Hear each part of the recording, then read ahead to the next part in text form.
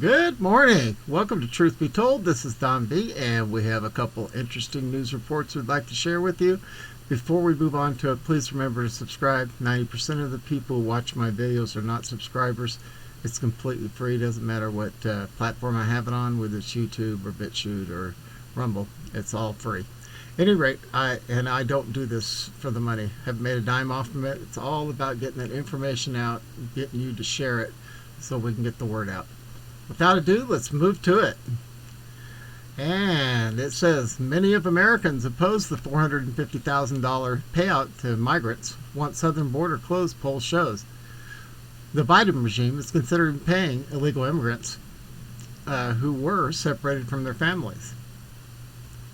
The majority of Americans strongly oppose the Biden regime's plan to use taxpayer money to pay some migrants who entered the U.S. illegally $450,000 each, or up to $1 million per family, according to a new poll. A majority also say the southern U.S. border and Mexico should be closed immediately, according to the poll conducted by the Trafalgar Group and the Convention of States Action. Polling was conducted between November 1st and 4th of more than 1,000 registered voters who are likely to vote in 2022, with a margin of error of 2.98%. The federal government is considering paying foreign nationals who were separated from their families under the Trump administration after entering the U.S. illegally after the ACLU sued, claiming the migrants suffered trauma.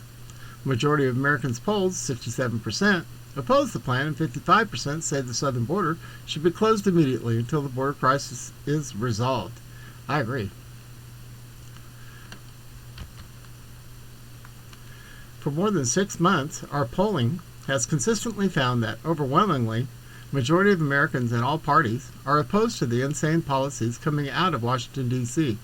Since Biden came into his office, Mark Meckler, president of the Convention of States Action, said in a statement accompanying the findings, "For the good of the nation and for the good of their own party, the left needs to reverse course immediately and get back to common sense," he added.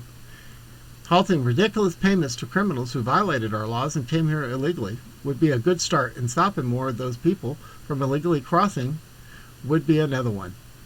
Of the nearly 67% who oppose the settlement scheme, 56% strongly disapprove and 10.9% disapprove.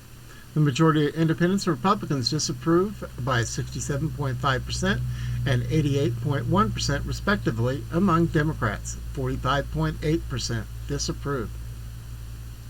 Less than 20% through 18.7% approve of the plan, and 14.4% of those surveyed have no opinion.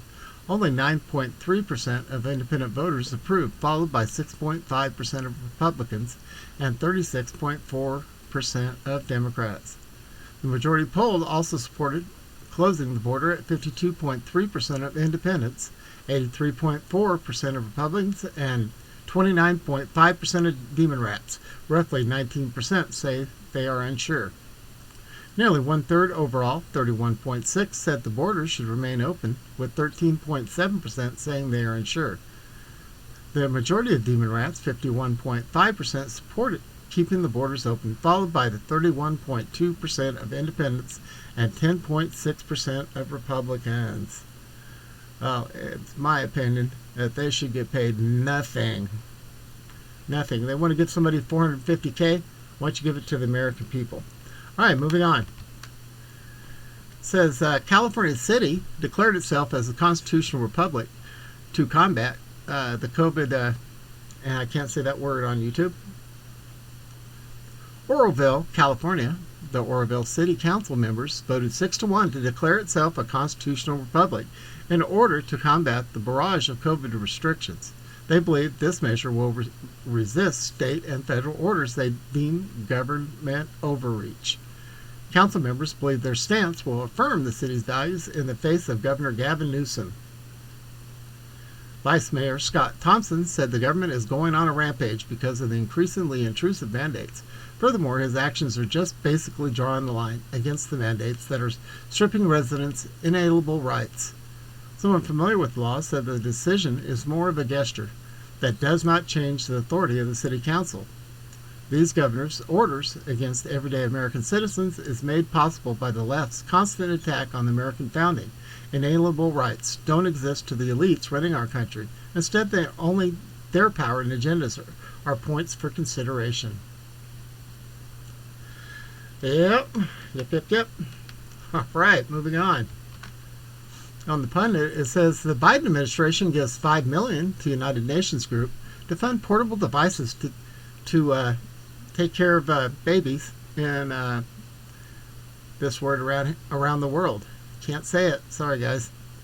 The Biden regime is all about death. Last week, it was reported that the administration sent $5 million to the UN to support a program that pays for the abort worldwide. Joe Biden's regime just gave $5 million taxpayer dollars to a United Nations program that provides deadly abort drugs and devices to women across the world. The U.S. Department of State announced the new funding Monday for the United Nations Population Fund Supplies Program. Oh my word. Deputy Secretary of State Wendy Sherman praised the program for empowering women and girls, including the promoting sex and reproductive health and rights, advances human rights, gender equality, and global health. The UNFPA provides maternal health care supplies and contraception in countries affected by humanitarian agencies. However, it also works with abort groups to distribute non-essential life-destroying abort drugs and devices to vulnerable women and girls, said Rebecca O.S., PhD Director of Research at CFAM. This is not a surprise. Biden claimed he would fund abort during the demon rat debates. Catholic bishops in the U.S. have rebuked Biden for his pro-abort stance.